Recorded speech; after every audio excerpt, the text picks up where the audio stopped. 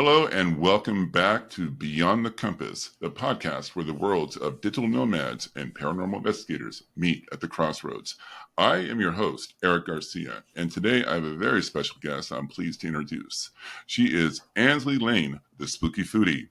Now, Ansley started her TikTok page called Spooky Foodie in June 2022, and it was immediately a hit. She tracks down haunted restaurants and bars throughout LA where she shares true crime and ghost stories, eats crazy good food, and learns about the little known and paranormal side of Los Angeles history. She was born and raised in Las Vegas, Nevada. Her father was a Vegas true crime historian, and her grandfather was a professional high stakes poker player. So she spent a lot of time at historic, not to mention haunted, hotels in Vegas. Growing up, she's always been sensitive to energies and the spirit world, a sensitivity that would lead her to playing with a Ouija board quite a bit, which led to things happening all around her home to the point where they had to have a priest come in to bless their house. But this didn't deter her from pursuing her passion for the paranormal and storytelling. She is a graduate of Chapman University, where she received a Bachelor of Fine Arts in Screen Acting with a minor in Criminology. These days, she proudly declares herself one of the biggest foodies in the world. Whether it's made in a Michelin star restaurant or straight from a truck on the street, all food is exciting to her. She is fresh from her most recent investigation at one of LA's most historic rock bars, the Whiskey A Go-Go, where she teamed up with our mutual paranormal homegirl, Tammy Merhab Chavez of the Hollyweird Paranormal Podcast. Ansley, welcome to the show. How are you? Great. How are you? It's so great to be here. And the I'm way excited. you blend like the supernatural with food, and it actually, if I may, when I was studying, researching for this interview, and I see how you find a way, whether it's like when you were at the Clown Motel, I think that you go across the street to Arby's or A&W or something. Oh, yeah, we went to A&W. Yeah. And that A&W is attached to like this casino that's attached to the Mitzvah Hotel, and it just was like there's something wrong with it. A&W. Like they were all super nice and the food was good, but it felt haunted in there too. Yeah. And also, you said you could smell the smoke from the casino.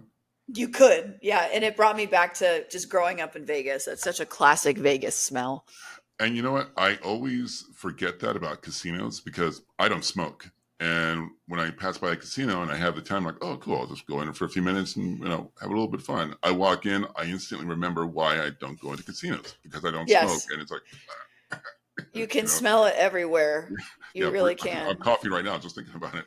I know.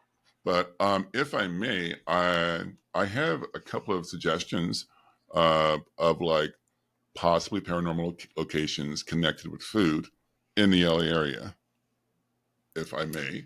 Yeah. Okay. Are you familiar? Let me see, because I know I'm going to mess up the name here. I just want to, because it's a really funky name. Yeah. Okay. Are you familiar with the Maternity salad? Maternity salad? The Maternity salad. There is an Italian restaurant called Cacciato's or something like that. It's in Studio City. And apparently they have this salad. You order this certain salad with a specific dressing. Pregnant women that are like overdue have been going here for years, like going on 30 years. They order this salad with this specific salad dressing, and like almost immediately, if not that day, like the next day, they immediately go into labor. These are like women who are like so far along. They're like, look, I just want to get this over with, out. And it really popped up in the news when Hilary Duff tracked it down and she went there. And it's not a new thing. Like I said, they've been serving this salad with this particular salad dressing at this restaurant for 30 years. People call back, they write, they call them, thank you so much. I was, everything went well. So yeah, and they call it the maternity salad because for some reason, when time and time again, pregnant women go there and they have this dressing and it's like, boom, they have the baby and they've gone on to call it the maternity salad.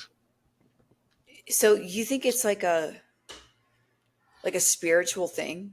Because like there's nothing about the dressing, right? Like there's nothing that they're putting in the dressing to make a woman fully go into labor, right? Yeah, that's what everyone's wondering, and the people are like, well, it's a secret recipe as well. So you have that aspect to it.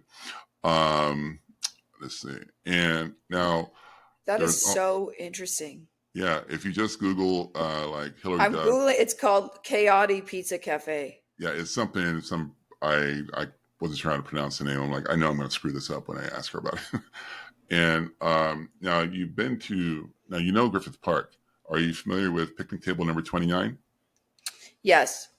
Okay, so there's that aspect for it, but I figured you could go there, you could check that out, and for the food angle, there's the Trails. It's a tiny like coffee shop right there in Griffith Park, and it's actually on a trail, and it's a little like they're only open from 8 a.m. to 3 in the afternoon, so you could go in the morning, have a coffee, have their donuts or whatever they sell, hike up to picnic table 29, and I have filmed there.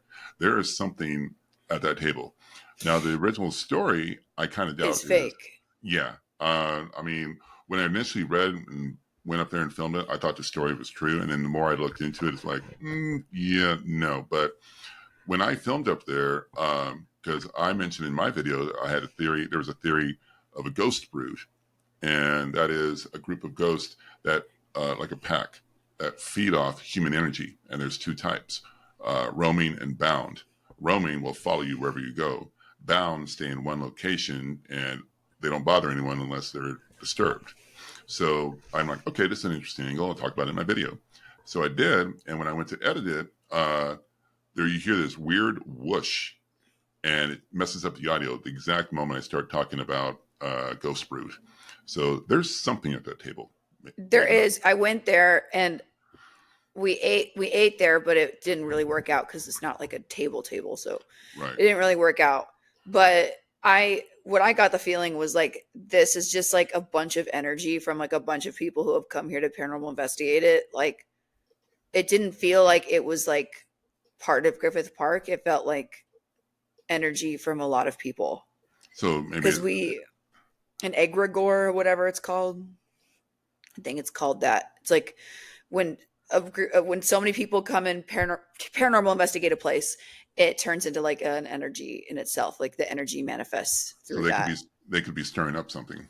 Yes. And so like when we went there and we did the Estes method, I was getting really weird responses that I've never expected to get. Like somebody said sex den and other like weird things like that where I was like, this is not a spirit from here. I think like this is like a collection of some weird energy that I don't like. So we left and we hiked up all the way there, miles and miles.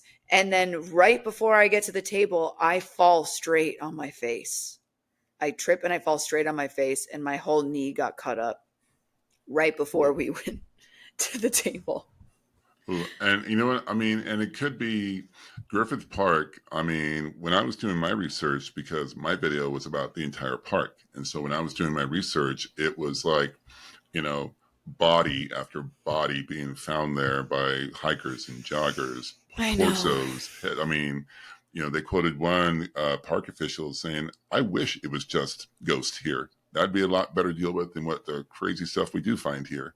Yeah. So, you know, I mean, I back in the 70s, there was like these two serial killers that would leave bodies there, you know, Yeah. and it was in the news for years.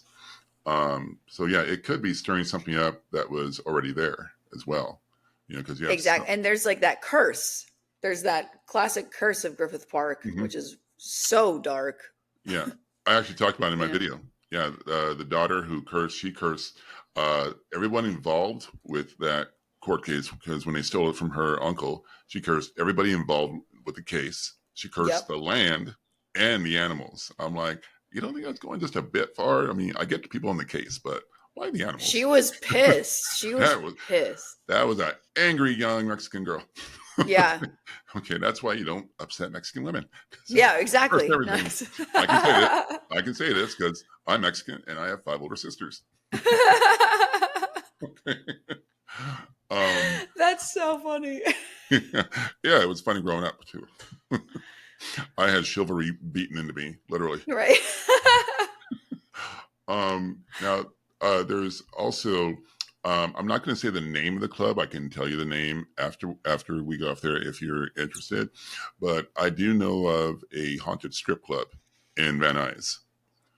And I don't know if the owners would be open to you going in and investigating it, because they're a little like kind of, I don't want to say greedy bastards, but no, but the history of this place, because I was a bouncer there for a short time, long, younger, dumber days. But back in the day, this place is huge. It used to be a cafeteria of some sort, like a Luby's cafeteria. People go in, and I guess this older couple owned it. And then it went out of business. They made it into this club. And then there was a shootout there there was two girls. One had a boyfriend, one had a husband. And it's kind of a long, drawn out story. I can tell you later if you want. But one night, the boyfriend came in and killed the other girl's husband right in the middle of the club, full on, full of people, on everything, just killed him dead right there. And they kept the chair that the guy died in. It's in the smoking area outside.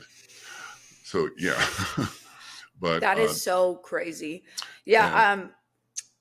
That is insane. That is insane.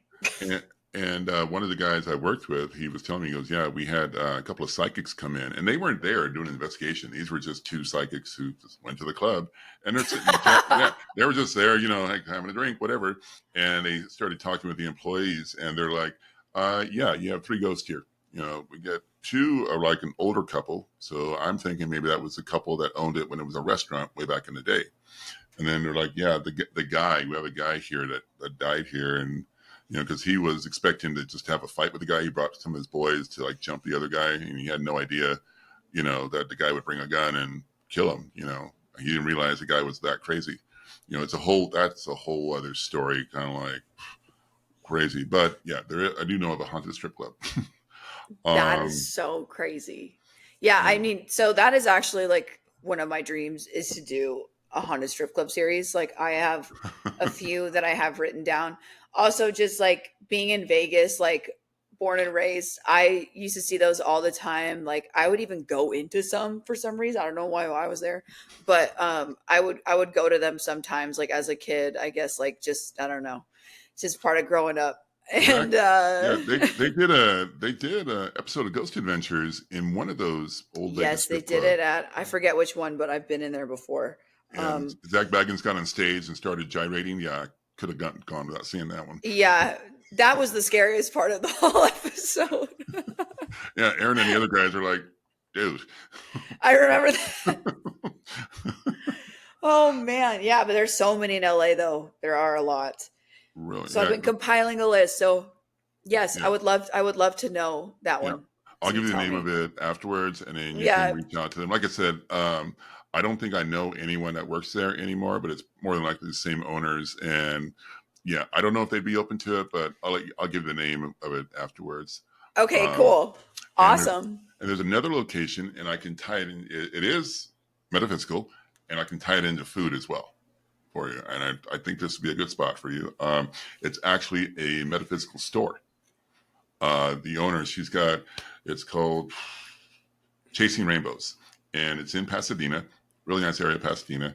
And she sells everything metaphysical. She's got crystals there, she's got tarot cards, everything, anything that could be related to it. So I don't know what this history of the location was. She's been there a few years now. Whatever happened there beforehand, I'm but looking. she's told me that there's a location. There's one spot in her store. She says, because she reads tarot cards there too. And she has another woman there. If she's not reading, the other woman will read tarot cards for people and all related things. So she's told me, even if someone is not getting their cards read, they're just walking in as a customer, she said, there's a spot in my store that if someone stands there, they just start spilling their guts, telling me the most personal things. And she goes, it's like people have told me, I don't know why I just told you all of that. So maybe you could bring a friend in there, not tell the friend about the spot, maybe position them there, see what they do, see what happens. Okay. So, I mean, and even if the spot for whatever reason doesn't work, there's so much cool stuff in there. And like, if you need crystals, if you need sage, she's got you covered. That's And really interesting. yeah, so I mean, I just got to, next time I go there, I got to make sure I don't stand in that spot. You don't stand there. Yeah, I'm kind of a private guy. I'm a Gemini. We like to talk, but not too much. Yeah. I wonder if they stand there, if they like feel safe or something. Like I they know what just it. feel like they can just talk, Yeah, you know? and she, I mean, people just open up to her anyway. She talks to people. She gets all all kinds of people in there all day long. And Yeah. now that she's been there a couple of years, people in the neighborhood, they know her. She's starting to get a lot of repeat business, and they just Right. come back. Oh, I need supplies for this, and how's it going? And Yeah. right next door is a restaurant called Gale's, and it's a restaurant specializing in Northern Italian cuisine. It's been in that spot for over 20 years. All the locals know it. So you got the Metaphysical on one side, and next door you got Northern Italian cuisine. Perfect. Okay, all right, and Great idea. okay. I'm all about the Italian bread. I'm all about the breadsticks. Oh, okay. I'm a huge breadsticks girl. Yeah, So I worked at Olive Garden when I was younger for like a week. All I did was eat breadsticks. I mean, I think must have gained 15 pounds in that 1 week I worked there because I just stood there all yeah, day at the front door greeting people eating breadsticks. It's ridiculous. that's literally what I would do the entire day. Like those are addicting. I don't know what they put in them, but they're addicting. And my last, and this is, I mean, I just when I was watching your videos and the locations you go in LA, the historic locations, you know, again, not just for those of you who are watching, you know, it's not just the Hollywood related stuff. I mean, you go to some really like historic. The average person has not heard of these, but it's, you know, I lived there almost 20 years, so I know a lot of the places you go to.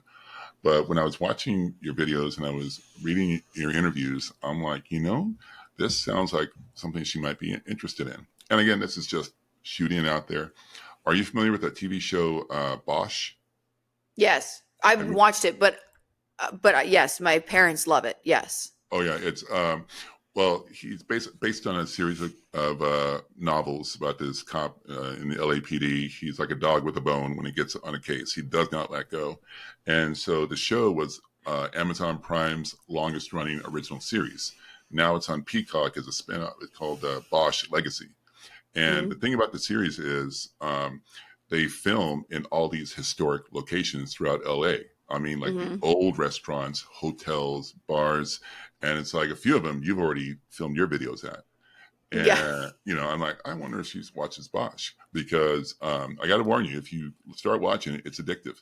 Your friends will call you. Okay. Your friends will call you up and like, hey, let's hang out. And you'll be like, are you kidding? Bosch is trapped in a drug den in the desert. I got to see how it gets out. You know, it's Yeah. the show is just like that addicting. And so you could do maybe a haunted Bosch filming locations, you know, Oh. playlist. Okay, so I mean, I just like I know I hope I'm not doing all the talking here, but I just saw these No, locations. I find it really interesting. Thank you. No, these are great. These are great ideas. I always love new ideas, Yeah, especially that maternity salad. I'm gonna go try that. yeah. When I Hopefully, heard I don't about have this, a baby, but okay. Hey, well, you know, I mean, and if you do down the road and you want to get it over with, hey, at least you know where to get the salad, right? yeah, Uh, right. yeah. Um, and this is may not be haunted, you know, but I got to put it out there because I'm not sure if you're familiar. Are you familiar with this place, The Pioneer Saloon. Pioneer Chicken? Oh, I've heard of the Pioneer Saloon, which is a super old bar outside of Yeah, Vegas. But yeah. I went there one uh, time. It's interesting. yeah, I've been wanting to go there. What Pioneer Chicken? Pioneer Chicken, okay, was a chain of fast food chicken joints all over LA and outside of LA. They had up to one point like 270 locations. And there's only in California, only in the LA area. It was the best fried chicken, fast food fried chicken you're going to find anywhere. And the company that owns Popeye's Chicken bought them out and converted like 98% of them to Popeye's Chicken, which was a mistake personally, because even back when Popeye's Chicken was still good, Pioneer left them in the dust. Now, here's the interesting about Pioneer Chicken. It's tied to LA history, okay? And there's only two locations left in the LA area. I One see is, one on Soto. yeah, one's in Boyle Heights and the other's in Bell Garden. Mm-hmm. And I mean, even if there's no like paranormal aspect to it, you must go for the chicken because I don't know how they do it, but the skin is this orange, this decadent orange red crunchy goodness. It's like I want to fly to LA right now and just order some. You know, it was the. I mean, I like KFC. Don't get me wrong. I love their original recipe. It reminds me of my grandmother's chicken. But Pioneer Chicken, you know, and that's part of LA history right there because there's only two left. Yeah, and I hate that you Shame. told me about this because I've been craving fried chicken for the past week. And I told myself, hey, this week I'm going to eat really healthy. And now I think I'm going to go there today. Yeah, Now that yeah, I'm looking at them. yeah, have some for me. Okay. Yeah, I definitely will. Oh, God, it looks really good. Yeah. And tied into actually maybe this does tie into Pioneer Chicken because I just remembered um, there is a place in Van Nuys called Valley Relics Museum, and Bridget Marcourt actually hosted a Paracon there a couple of years back. Oh, So, really? yeah, I guess where I met her briefly, and I got a picture with her. Super, super nice lady. I don't tell you, but you met her. But Oh, yeah, I have. I did a ghost investigation with her once. oh, I'm not jealous at all. No, not at all. Why would I be jealous? No jealousy on this end. No. Um, Love her, um, though. but yeah, so there was having like a small 1 day like Paracon, kind of like introducing, talking to all these different people, and she was hosting it. And cool thing about Valley Relics Museum is they literally have all these old neon signs from all these car dealerships, restaurants, bars, hotels, you name it, that are like practically fully restored. Plus a lot of these. Oh yeah, you're into old old food meal toys or fast food toys. I am. Yes. That's right. Yes, I have mine right here, my Ronald Yes, McDonald. I remember the video on that. The video was funny. You smelled it and you started choking. Oh, God, yeah. He does not smell good. But Valley Relics Museum has all these old actual neon signs of all these locations, old historic Los Angeles businesses that went out of business, and they have them on display there, fully lit up. They have a Pioneer Chicken sign shaped just like this, and it must be 15 feet by 15 feet. The thing is freaking huge, and it lights up. It's incredible. And the place is old, so maybe it's on it. I think someone did a ghost investigation there one time, so maybe that's a spot for you. Valley Rocks Relics. Relics. Valley Relics Museum, okay, and the Frank and Son Collectible Show you might like as well. It's out in City of Industry because they have everything there. And I remember when I saw that you liked toys from fast food places. I remember, I don't know if it's still there, but they had one booth. The guy just sold uh, McDonald's Happy Meal toys, still in their original packaging, going back to this 80s and like maybe a little further or That's whatever they so were. cool. Yeah, I'm so I'm always like, looking for those. yeah. So, but Frank and Son's Collectible, just for a place to shop around and City of Industry, yeah, definitely. I think you would dig that. But Frank and Sons. Oh, I see it. Okay, cool. yeah, yeah, it's a bit of a drive, but I think they're open on the weekends and Wednesday night.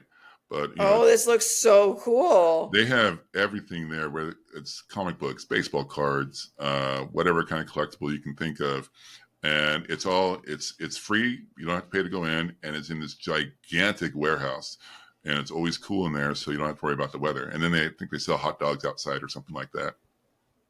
I'm So going. it's a good place to hit. But now that I feel like I've taken up so much.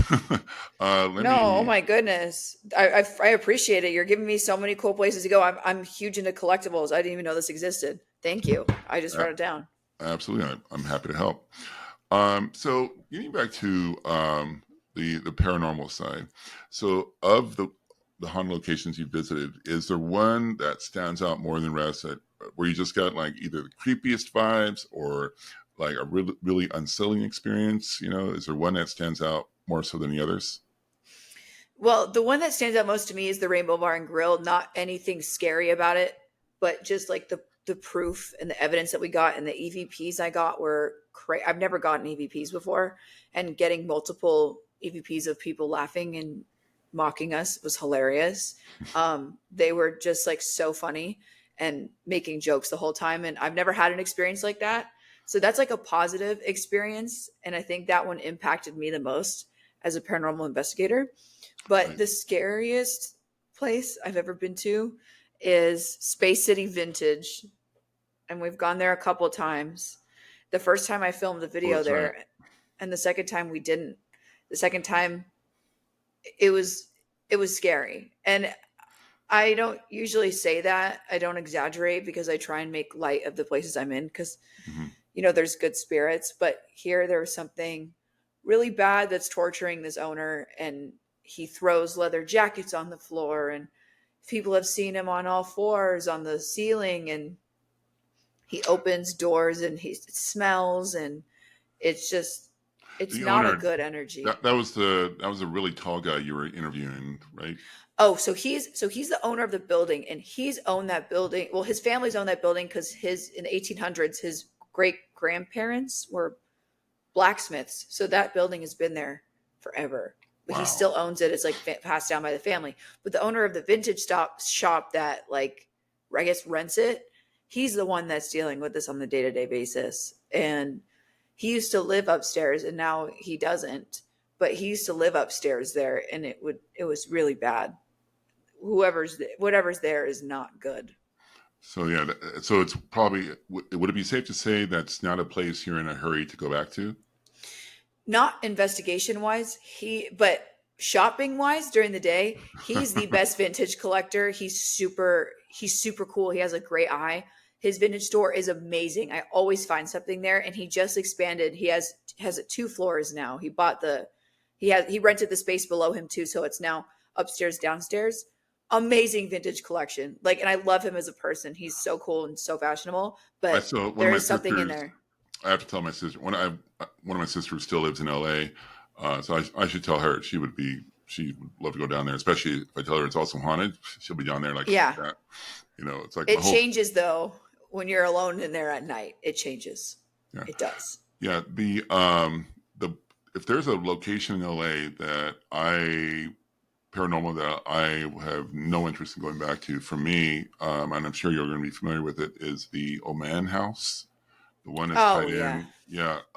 We attended like a ghost thing there. Not an investigation, but the guy was like the owner of the house. He buys into it. He invites people. He's had adventures in there, I think at least 1 or 2 times that they filmed. And he's all bringing people in and telling stories. And yeah, that place, it's no joke. I mean, my nephew was standing by the fireplace while the guy's telling a story, and I'm facing my nephew. He's across the room. So my nephew's just standing there with hands in his pockets listening to the guy tell a story.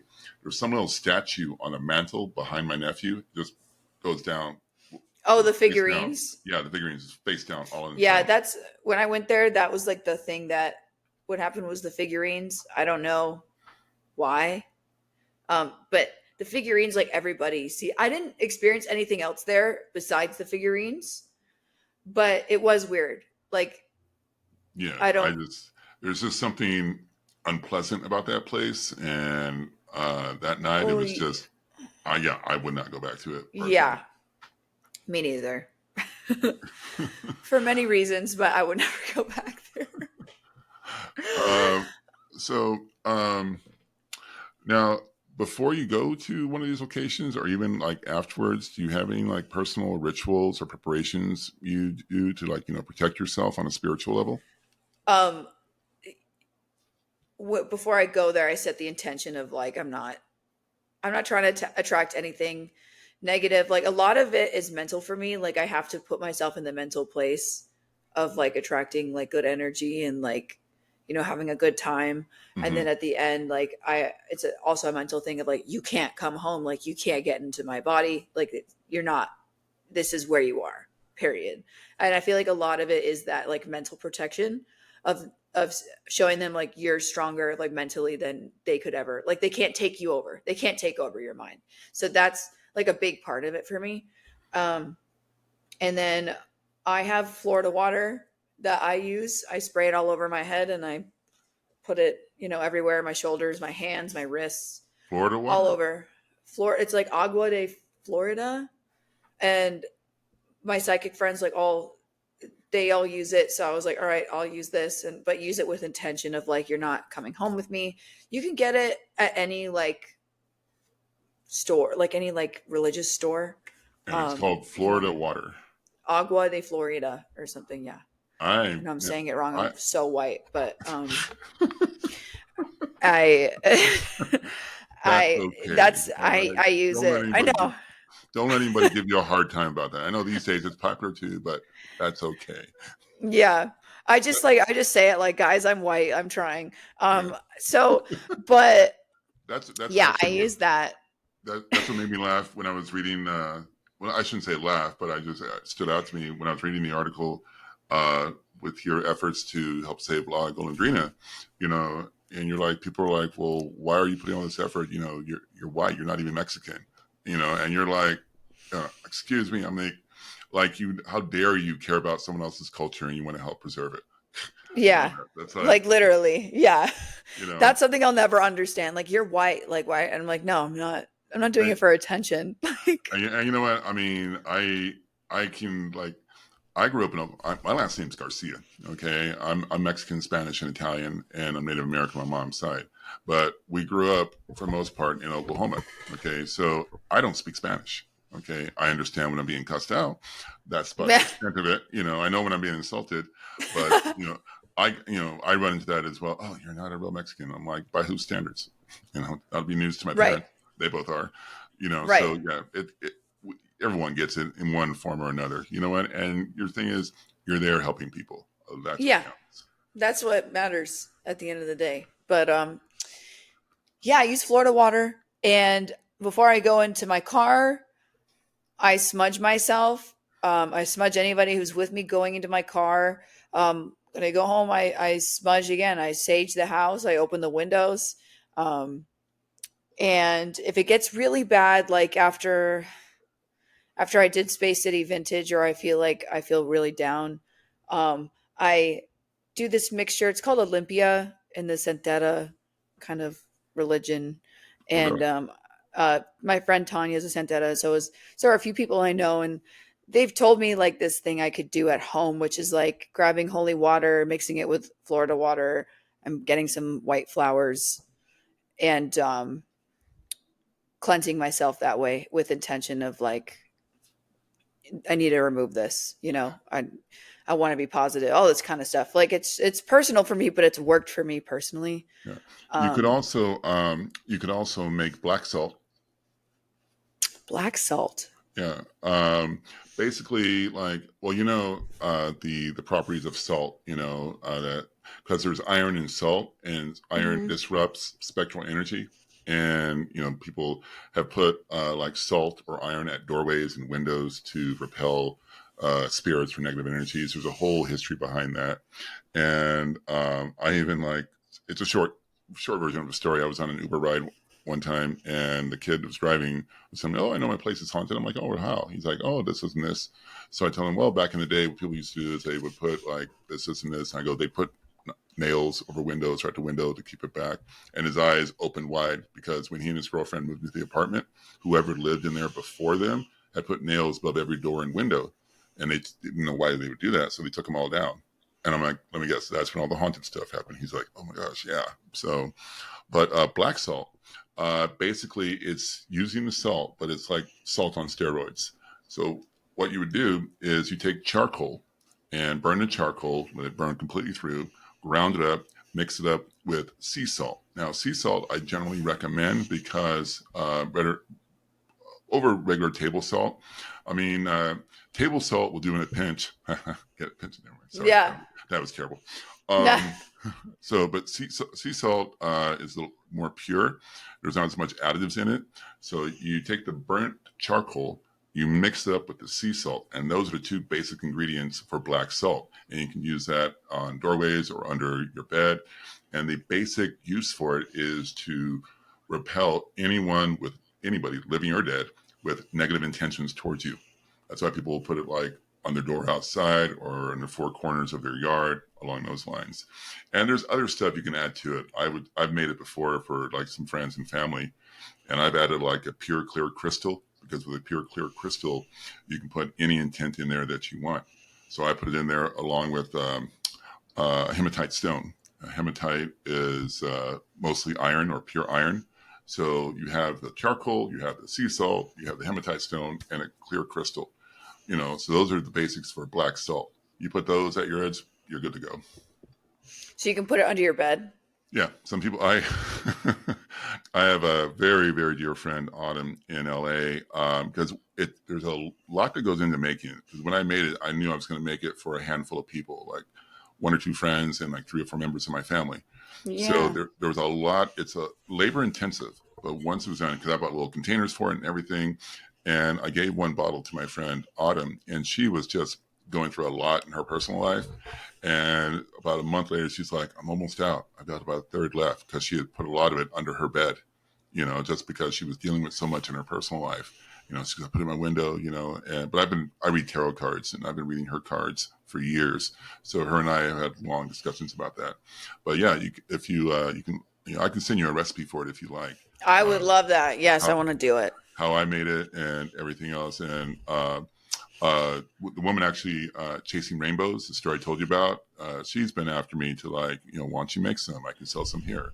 And I'm not opposed to it. It's just, like I said, it's labor intensive. And even while I'm making, one key part to it is once when I put together all the ingredients and I'm going to mix them all up, I write my intentions down on a piece of paper, what I intended this for.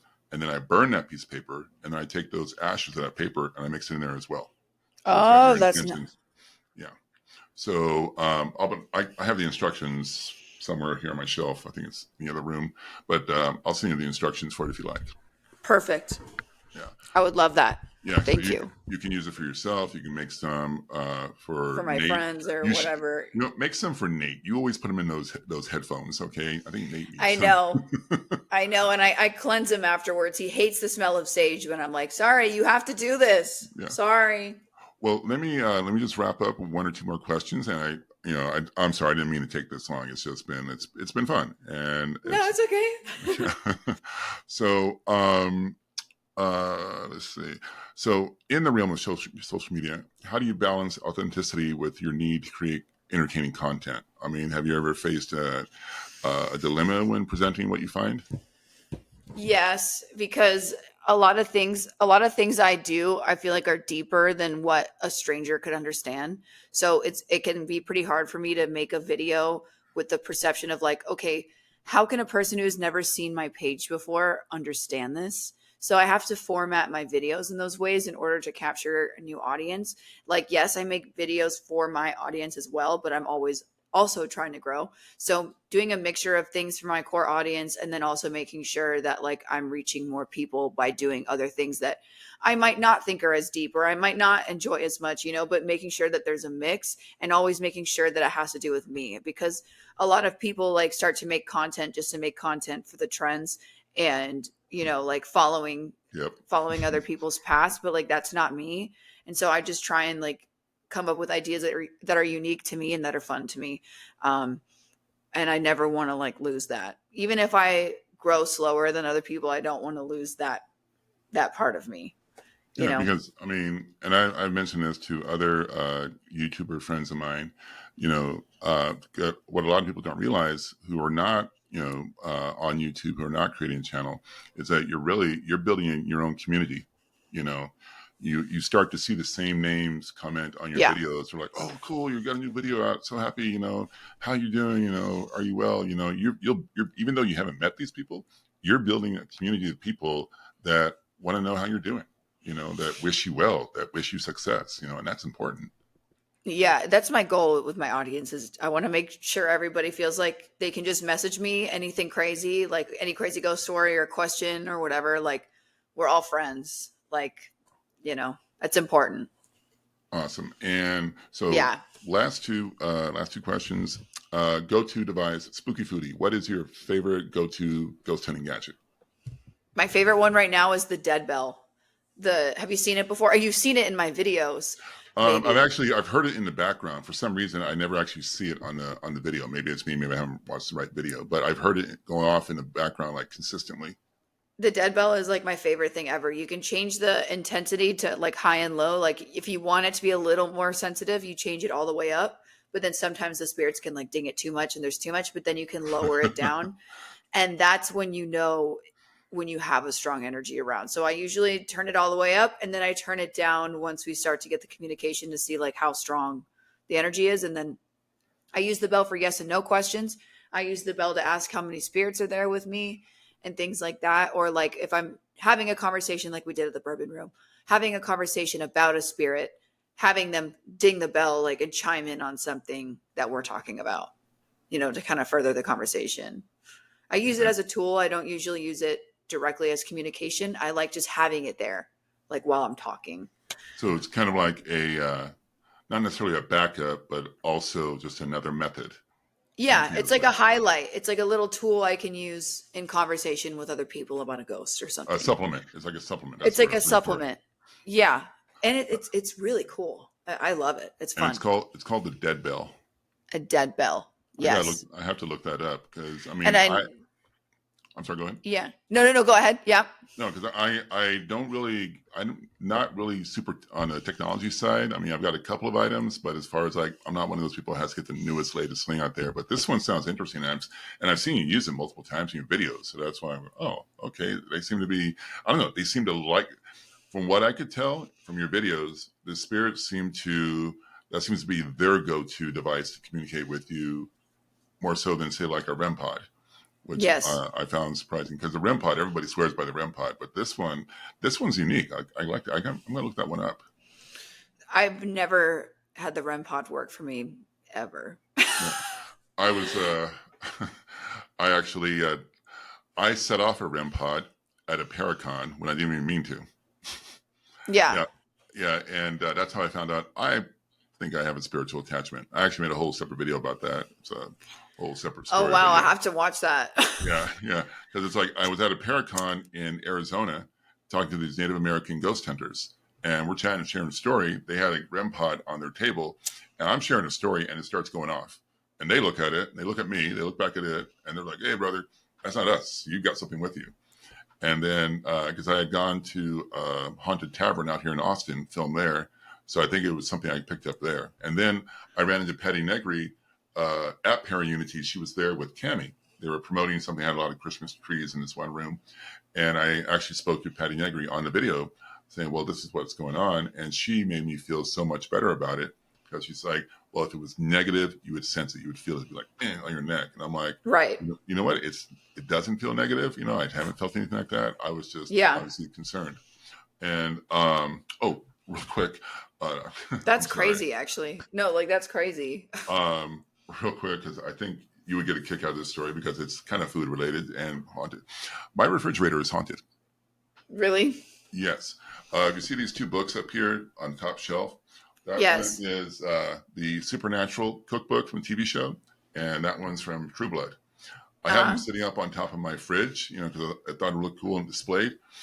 The Supernatural book keeps getting turned away towards the wall. And I'm like, and I thought it's not the door slamming it or anything. It's That's like weird. I've straightened them up. I've wiped off the top, you know, no dust or anything else. And I've set up straight. Come back like the next morning, I can see it's moving a little bit. Later that day, it's like almost facing the wall completely. And I think because you ever watched the show Supernatural? Yeah. Yeah. Well, you know how the two brothers on there, they have that anti-possession tattoo on their chest? Yes. Yes. Well, that tattoo, that symbol is on the cover of this book. So I'm wondering if because of that, because nothing happens to the True Blood book. Actually, now they're both starting to turn on their own. So I don't know what that's about. That's so weird. Maybe it doesn't like the symbol on the book. I'm not sure. But for the longest time, because I've been here over a year now, or just about a year, for the longest time, that book would just turn on its own to the point where it's almost completely facing the wall. You know, maybe there's something with the book. Could be. But, you know, that's the only kind of spirit activity that I've seen here, you know, since I've been living here that I personally experienced. So I'm like, okay, if it's just a book, it could be a lot worse. So I just straighten it up. Gives them something to do, I guess. But right. I just thought you could kick out of that because it was cookbooks. That's so weird. And you are the spooky foodie. So, I am. I should get that cookbook then. Yeah. So what do you have planned for Spooky Foodie in terms for the brand? Do you have any like for the next 5 years where you want to take the Spooky Foodie brand? That's a question I ask myself every day, but yeah, I mean, who knows? It could be a TV show, could be content, could be tours. I don't know yet, but I can see you doing tours. I definitely can see you doing tours. Yeah, I just have to get over. I have a lot of social anxiety in front of people, so I have to kind of get over that. I don't know why, but like hosting a tour, I'm like but I still want to do it. I feel like it'd be really fun, and yeah, I really just want to build my YouTube. and keep going and traveling. In the next 5 years, I do want to travel to more haunted places, haunted restaurants all around the country, not just LA. I definitely want to expand and travel more myself and build up my YouTube channel so I can do this full time. Awesome. That's what I want to do, you know? Well, yeah, I totally see that because I see that in your future definitely because you basically took over TikTok within like overnight practically. I mean, you're getting called for all these major interviews, and I've heard your name pop up in different spots for the last 2 years. You know, Bridget Marquardt here, and oh, Spooky Foodie. I'm talking. You know, she's going to be appearing here. Speaking of which, you're going to be at the OC Paracon in Yeah. October, from what I understand. I will be at OC Paracon on October 12th. It'll be fun. Wow. I'll be on the Women in Paranormal panel with Patty Negri and a few other females. It'll be So, cool. so all the heavy hitters. All the heavy hitters, and then there's me. Oh, trust me, you're there. And when I looked at the ad for the OC Paracon, you're going to be there with another friend of mine, Sean Klin, Shadow Productions. I just interviewed him for my podcast a couple of weeks Oh, back. cool. Yeah, Oh, that'll be cool. yeah, he is actually on what's today? He's on this week's episode of Oh, Ghost nice. Adventures. Yeah, because they do a whole episode about skinwalkers. He's on this week's episode, and he didn't tell me about it. I'm like, dude, why wouldn't you tell me about it? But I guess Oh, cool. yeah, but I guess Tammy had to keep it secret too when she appeared on there. She couldn't really talk Yeah. about it until it was like right when it was going to come out. But yeah, you're going to be up there with Sean Clan. He's such a good guy. Oh, that'll be cool. Yeah, I have to watch that episode. I think it comes out Wednesday? I believe so. It's on the 15th, I think. And Yeah. the whole episode is called Skinwalker because he's Navajo and he and his brother have been doing this literally since they were kids. And he Oh, goes into more yeah. detail in my video. And he was one of the Navajo ghost hunters who were like, dude, you set off our REM pod. He's in the video and everything. So, but he's a really good guy. You meet up with him. I mean, he can tell you all about anything Native American, having to do with the history, especially Arizona. And Arizona's next door to California, so that's a weekend trip right there. He can totally I take care of know. you. So anything you need out there, he can take care. Indian fry bread. Okay, you have not lived until you've had Indian fry bread. I can't wait. I need Oh, that. it's like I'm a Chickasaw boy from Oklahoma. Okay, we love our fry bread. Yeah. Okay, but again, I digress. So thank you again for joining me on the show. It's been a blast. Of This is so course. much fun. You have such good energy. You're such a sweetheart too. And we got to Thank give you. a shout out to our mutual paranormal homegirl, Tammy and Hollywood Yes. Paranormal. She is. Please give her a hug for me. And I will. tell Bryce I said hi. I have not met Bryce yet, but I've seen him in the videos. The dude's hilarious. So please Bryce is awesome. tell him I Love said him. hi. And where can we find you online since you're taking over the internet? I'm Spooky Foodie on everything. So TikTok, I don't really use TikTok much right now, but we'll be going back on there soon. Instagram, Spooky Foodie, and YouTube, Spooky Foodie. And that's it. I'm Spooky Foodie. She is Spooky Foodie. This is Beyond the Compass, where digital nomads and the paranormal meet at the crossroads. Thank you for joining me. Yes.